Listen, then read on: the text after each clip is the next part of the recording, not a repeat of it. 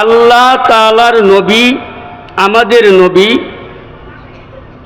উবাই ইবনে কাবকে গিয়ে বললেন, নবীজির সাহাবী, আল্লাহ চারজন মানুষকে, কালো মানুষ কিন্তু অনেক সম্মান দান করছেন। এর মধ্যে একজন লুকমান হাকিম, যার নামে কুরআনে আল্লাহ সূরা নাযিল করছেন। আরো জোরে বলেন। 2 নাম্বার হযরত বেলাল। নবীজি যখন মেরাজের রজনীতে জান্নাতে গেলেন, জান্নাতে পরিদর্শন করার পরে আসার পরে নবী বেলালকে বললেন, বেলাল তুমি কি আমল করছো? আমি যখন জান্নাতে ঢুকলাম আমি দেখছি আমার আগে আগে জুতা পরে তুমি জান্নাতে হাঁটতেছো। সুবহানাল্লাহ। 3 নাম্বার হযরতে উমরের আজাদকৃত গোলাম মাহাজা। 4 নাম্বার উবাই ইবনে কাব। আল্লাহর নবী উবাই ইবনে কাবকে বললেন, ইকরা ইয়া উবাই, উবাই তুমি কুরআন থেকে একটু তেলাওয়াত করো, আমি নবী তোমার তেলাওয়াত শুনবো। সুবহানাল্লাহ। আরো জোরে বলবেন না? সুবহানাল্লাহ। মাওলানা সুলাইমান সাহেব সহ আরো তার সাথীরা মিলে যে একটা আয়োজন করছেন, খুশি না বেজার? খুশি। আরো জোরে বলতে হবে। উবাই ইবনে কাব বললেন, বুখারীর রিওয়ায়াত, ইয়া রাসূলুল্লাহ আকরাউ ওয়া উনজিলা আলাইকাল কুরআন। ওগো আল্লাহর নবী, আপনার উপর কুরআন নাযিল হইছে আর আমাকে বলতেছেন আমি তেলাওয়াত করব, এটা কেমন কথা? আল্লাহর পয়গম্বর বললেন, উবাই আল্লাহ তাআলা তোমার নাম নিয়ে আমাকে বলেছে। আপনার সাহাবী উবাই ইবনে কাবকে বলেন সূরাতুল বাইয়িনা তেলাওয়াত করতে, আর আপনি আমার বন্ধু নবী নিজে গিয়া উবাইয়ের তেলাওয়াত শ্রবণ করেন। আমি আল্লাহকে বললাম, ইলাহুল আলামিন, আমার উপর আপনি কুরআন নাযিল করেছেন আর আমাকে নির্দেশ দিচ্ছেন উবাই ইবনে কাবের তেলাওয়াত শোনার জন্য। আল্লাহর রহস্য আমার বুঝে আসে না। আল্লাহ ডাক দিয়া বলেন, হাবিবুল্লাহ, উবাই ইবনে কাব যখন কুরআন তেলাওয়াত করে আমি আরশের মালিক কুরআন নাযিলকারী আল্লাহ নিজে তার তেলাওয়াত শুনতে থাকি। উবাই ইবনে কাব 2টা চোখের পানি ছেড়ে দিলেন। নবী আমার তাকাইয়া দেখেন উবাই ইবনে কাবের 2 চোখ দিয়া জোর জোর করে পানি পড়ে। আল্লাহর নবী ডাক দিয়া বলেন, উবাই কান্দো কেন? চোখ দিয়া পানি পড়ে কেন? উবাই ইবনে কাব বললেন, আল্লাহু সাম্মানি, ও আল্লাহর পয়গম্বর, আপনি বলেছেন, আল্লাহ আপনাকে বলেছে কুরআন আমি তেলাওয়াত করব আর আপনি শুনবেন। আল্লাহ কি আমার নাম নিয়ে বলেছে? ক্বালা আল্লাহু সাম্মাক। আল্লাহর নবী বললেন, উবাই রে, আল্লাহ তোমার নাম এমনি বলেছে, ইযহাব ইয়া হাবিবি ইলা উবাই ইবনে কাব। তোমার নাম নিয়ে বলেছে, উবাই ইবনে কাবের কাছে গিয়ে উবাইকে বলেন তেলাওয়াত করবে আর আপনি তেলাওয়াত শুনতে থাকেন। সুবহানাল্লাহ। বুখারীর রিওয়ায়াত, ফাতাজরিফা আইনা উবাই, উবাই ইবনে কাবের 2 চোখ দিয়া জোর জোর করে পানি পড়ে। আল্লাহর পয়গম্বর বললেন, উবাই শুধু তুমি না, কিয়ামত পর্যন্ত যারা কুরআন তেলাওয়াত করবে, যারা কুরআন তেলাওয়াত করবে এদের তেলাওয়াত স্বয়ং রব্বুল আলামিন শুনতে থাকে। আরো জোরে বলুন সুবহানাল্লাহ। আরো জোরে বলুন সুবহানাল্লাহ। সাধারণ মজলিসের শ্রোতা হয় সাধারণ জনগণ। আজকে যে আয়োজন করেছেন মাওলানা সুলাইমান সাহেব, জাতীয় কেরাত সম্মেলন, আপনারা যেমন হাফেজ কারি সাহেবদের তেলাওয়াত শুনেন, কোরআন যিনি নাজিল করেছেন মুনজিলুল কোরআন, আরশের মালিক রব্বে কারিম স্বয়ং কুদরতি কান দিয়া এই কোরআনের তেলাওয়াত শুনে। আর একটু আস্তে বলেন সুবহানাল্লাহ, আরো জোরে বলেন, আরো জোরে বলতে হবে। সারাটা দিন কিচির মিচির ডাকছে বলে চড়াই, মাটির কাদার মানুষ তুমি কিসের এত বড়াই। মিটেল সরে মিষ্টি পাখি টুনটুনি যাই বলি, এসো সবাই শপথ করে নবীর পথে চলি। নম্র স্বরে ময়না বলে ওগু মুমেন কুল, দিনের পথে চলতে কবু করু না কু ভুল। খুদার কোরআন শিক্ষা করো, নবীর হাদিস মানো, নোবেল নাটক ছেড়ে দিয়ে কোরআন হাদিস জানো। যার সিনাতে আছে কোরআন নাই কুতার ডর, কোরআন সারা হৃদয় খানি শয়তানেরই ঘর। আরো জোরে বলতে হবে, আরো জোরে বলতে হবে। করিবে সবই থাকিবে কোরআন, করবে শাফাত, আখের দিনে রাহবর হয়ে পৌঁছাবে জান্নাত। কোরআন মুদের মাতার মুকুট, কোরআন মুদের মূল, খুদার কোরআন সেরো না ভাই হারাবে দুকুল। বক্ষে মুদের কোরআন হাদিস, হাতে তসবিহ সরা, অন্যায় আর অসত্যকে করব দেশ সারা। আরো জুড়ে বলতে হবে, ঠিক কিনা? ও আমার জাতি, ইসলামী আন্দোলনের ব্যানারে এসে কোরআন সুন্নাহর সমাজ বাস্তবায়নের জন্য, কোরআনের জন্য, সুন্নাহর জন্য, খেলাফত আলা মিনহাজুন নবুওয়া প্রতিষ্ঠা করার জন্য জান দিব, মাল দিব, সব দিব। দিতে কারা কারা রাজি আছেন? ডাক দিন আল্লাহু আকবার।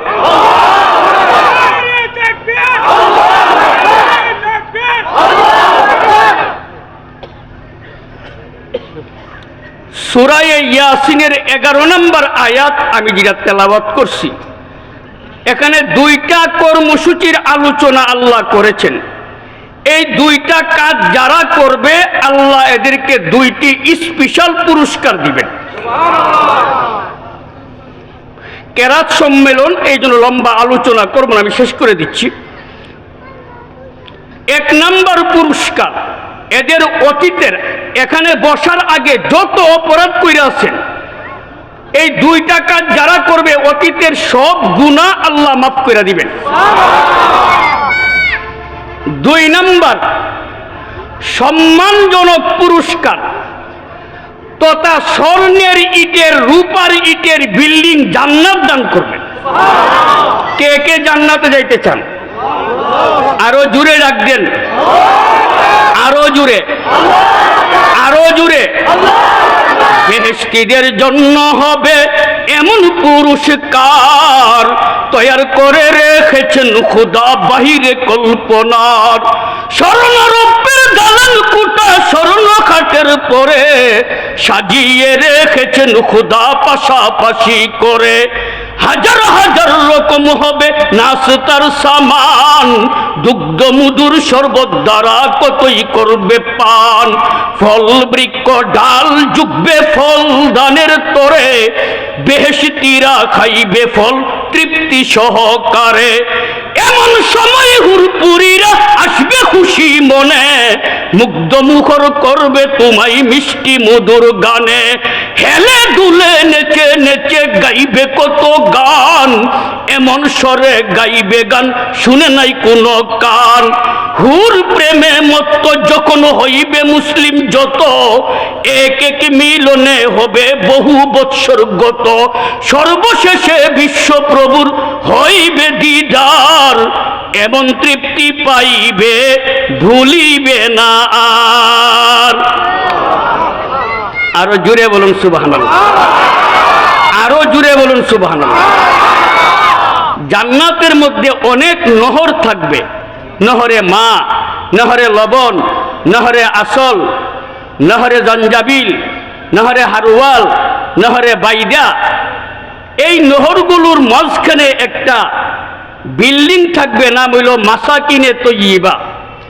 ওই মাসাকিনে তৈয়বার মধ্যে অনেক কামরা থাকবে, রুম থাকবে। ওই মাসাকিনে তৈয়বার মধ্যে এক একটা ভবনের মধ্যে 2,30,40,000 হুর থাকবে। আর একটু জুড়ে বলেন,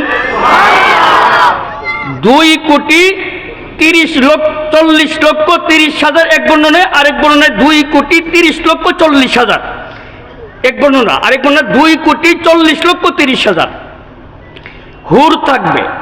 কাকে দেওয়া হবে? লিমান কয়ুকালু লিসাহিব লিহামিলিল কুরআন।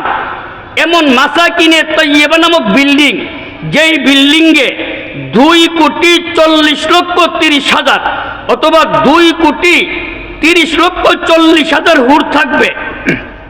এইরকম স্পেশালের বিল্ডিংগুলো, হুর বিশিষ্ট বিল্ডিংগুলো, স্বর্ণ এবং রূপার ইটের বিল্ডিংগুলো কুরআনের আলেম হাফেজ কারিকে দেওয়া হবে। আরো আসতে বলেন সুবহানাল্লাহ। এই কুরআনুল কারীম এমন একটা কিতাবের নাম, বুঝা পড়লেও সওয়াব, না বুঝা পড়লেও সওয়াব, বুঝলেও সওয়াব, বুঝাইলেও সওয়াব, পড়লেও সওয়াব, পড়াইলেও সওয়াব। কুরআন দীক্ষা দীক্ষা পড়লে, শুদ্ধ করে পড়লে হই কারি, মুখস্থ পড়লে হই হাফেজ, অর্থ জানলে হই আলেম, ব্যাখ্যা জানলে হই মুফাসসির, কুরআন অনুযায়ী ফায়সালা দিলে হই মুফতি, কুরআন অনুযায়ী আমল করলে সে হয়ে যা আল্লাহর ওলি। আল্লাহর ওলি হওয়ার কিতাবের তেলাওয়াত চলতেছে, চলবে। আমি বলবো এই এলাকার একটা মানুষও আজকে যতক্ষণ প্রোগ্রাম চলবে আল্লাহর ভালোবাসায়, কুরআনের ভালোবাসায় এসে পড়ুন, তাইলে এরা উৎসাহ পাবে। আগামী বছর আরো বড় আকারে এমন আয়োজন হোক, আমরা চাই কি চাই না? কে কে চান? আল্লাহকে সাক্ষী রেখে ডাক দিন আল্লাহু আকবার, আরো জোরে আল্লাহু আকবার। মাওলানা সুলাইমান সাহেব সহ আরো যত উলামায়ে কেরাম আছেন এবং ইসলামী আন্দোলনের সাথে যারা যেভাবে সম্পৃক্ত, সকলকে আল্লাহ তাআলা হিম্মত দান করুক, তৌফিক দান করুক এমন আয়োজন করা। আমিন। আরো জোরে বলুন আমিন। আরো জোরে বলুন আমিন। আরো জোরে বলতে হবে আমিন। ও আমার জাতি, শেষ করে দিচ্ছি। হাসরের মাঠ যখন কায়েম হবে, হিসাব নিকাশের সময় মূসা নবী জান্নাতের গেইটে স্বর্ণের চেয়ারে বসা থাকবে। এই অবস্থায় লক্ষ লক্ষ মানুষ জান্নাতে রওনা হবে। আরো জোরে বলুন। মূসা পয়গম্বর আল্লাহকে ডাক দিয়া বলবেন, আল্লাহ মান হাউলাই, এরা কে? আমি এখনো জান্নাতের গেটেই বসা, এখনো জান্নাতে ঢুকলাম না, আমার সামনে দিয়া লক্ষ লক্ষ মানুষ জান্নাতের ভিতরে প্রবেশ করতেছে, এরা কে? আল্লাহর পক্ষ থেকে উত্তর দেওয়া হবে, এরা হইল কলিমুল্লাহর দল। আরো জোরে বলেন। হযরতে মূসা হাসরের মাঠে আল্লাহকে বলবেন, ওগো আল্লাহ, কলিমুল্লাহ তো বলা হয় যে আপনার সাথে কথা বলে। আমি জানি আমি তুর পাহাড়ে আপনার সাথে কথা বলেছি, এই জন্য আমার উপাধি দেওয়া হয়েছিল কলিমুল্লাহ। এরা আবার কে? কখন আপনার সাথে কথা বলেছে? আপনি বলতেছিলেন কলিমুল্লাহর দল।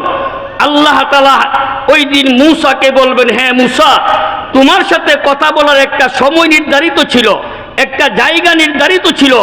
এরা এমন কলিমুল্লাহর দল, এদের সাথে কোনো সময়ও নির্ধারিত ছিল না, কোনো জায়গাও নির্ধারিত ছিল না।